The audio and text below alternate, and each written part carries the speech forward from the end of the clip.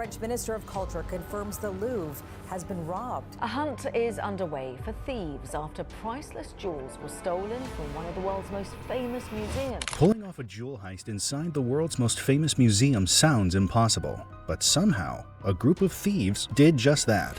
In just 7 minutes, they snatched priceless crown jewels from inside the Louvre in Paris, one of the most secure museums on the planet. No dark alley, no midnight break-in. This happened in broad daylight. While tourists filled the halls and cameras rolled, French officials confirmed the unbelievable. The Louvre had been robbed. The thieves didn't rely on high-tech gadgets or insider help. Just a few men, a truck with an extendable ladder, power tools, and motorbikes waiting for a fast getaway.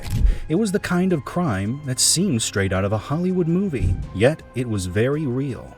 How did they manage to outsmart one of the most advanced security systems in Europe? What exactly did they take, and why were these jewels so valuable that experts now call it the heist of the decade? Before we dive into the full story and uncover how this 7-minute robbery shocked the world, make sure to like, share, and subscribe to our channel. Don't forget to hit the bell icon so you never miss our upcoming investigations.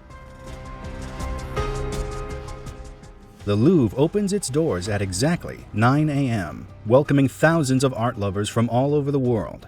If you've never seen it in person, imagine a city within a city, vast, elegant, and sprawling across an area roughly the size of 10 soccer fields.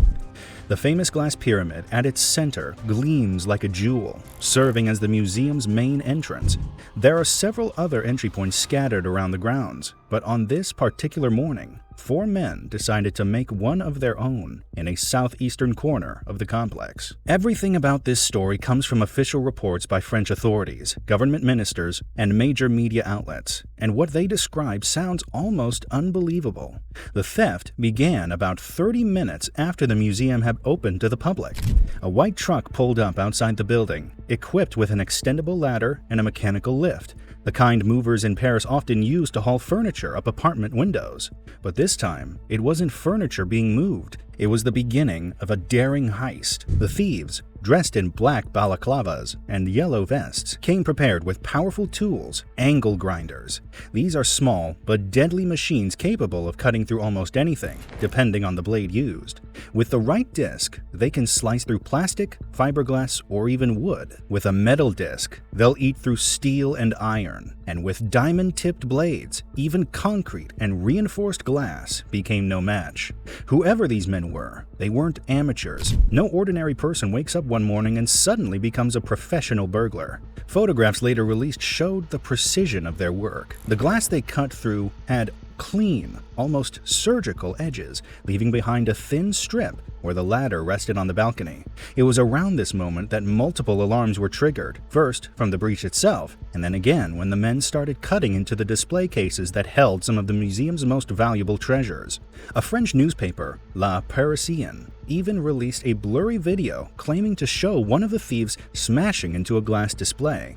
In the footage, you can make out a bright yellow vest, likely meant to make the intruder look like a maintenance worker instead of a criminal. The footage was too grainy to confirm identities, but investigators later did recover an identical vest from the scene. By analyzing museum layouts and public records, officials pinpointed the break-in to room 705, the exact gallery housing the French crown jewels. Inside that room, priceless pieces like a diamond-studded bodice bow, a royal tiara, and an entire sapphire set, necklace, earrings, and another tiara were taken. When security guards arrived, they were threatened with the same angle grinders used to break in. Their duty was to protect people first, not objects, and there were thousands of visitors nearby. Within just 4 minutes, the thieves were in. 3 minutes later, they were gone, escaping on motorbikes and torching the lift they'd used to get inside. Officially, France's Ministry of Culture listed 8 items stolen from the Louvre that morning, but when investigators looked closer, they realized there were actually 9, and the difference tells a fascinating part of the story.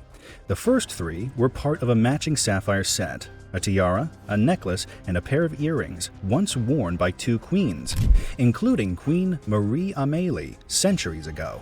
The necklace alone contained 8 sapphires and an astonishing 631 diamonds.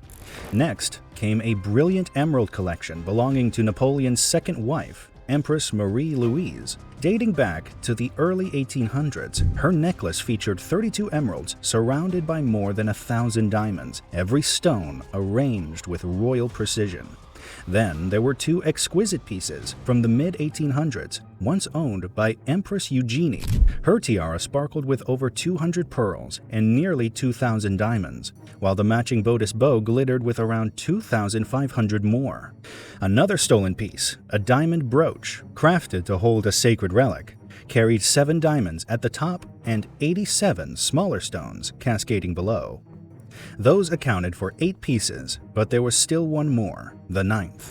It too belonged to Empress Eugenie, a golden crown decorated with 8 tiny eagles, 56 emeralds, and thousands of diamonds. It never left the museum grounds. Investigators later found it damaged, apparently dropped or abandoned as the thieves made their getaway. Experts say the combined value of these treasures is impossible to calculate. Their historical and cultural importance far outweighs any market price, but that same significance makes recovery nearly hopeless. According to French officials, only a small fraction of stolen art is ever recovered, and when it comes to jewelry, that percentage drops even lower. The problem is simple. Priceless items are nearly impossible to sell. You can't just list a royal tiara on the internet and show it off to friends without risking arrest. And yet, jewelry offers thieves a dangerous advantage. Unlike paintings or sculptures, gems can be dismantled, melted, and reborn. Gold can be reshaped, and precious stones can be cut and recut into entirely new pieces. Once that happens, the originals are gone forever. That's why investigators say time is critical. Every day that passes makes the odds of finding these jewels smaller. And beyond the Louvre, the theft has triggered a wave of anxiety across the global museum community. Smaller institutions are now asking themselves a chilling question. If the Louvre, the most secure museum in the world, can be robbed, what chance do we have? Curators call the event a wake-up call, even a slap in the face to museums everywhere. 7 minutes in, 7 minutes out. A perfectly executed operation by professionals. Experts have already named it the heist of the decade. But one question still hangs over France. How much of it could have been prevented? Want more fascinating insights like this? Don't forget to like, subscribe, and share our channel. Also, press that bell icon so that you never miss out our amazing content.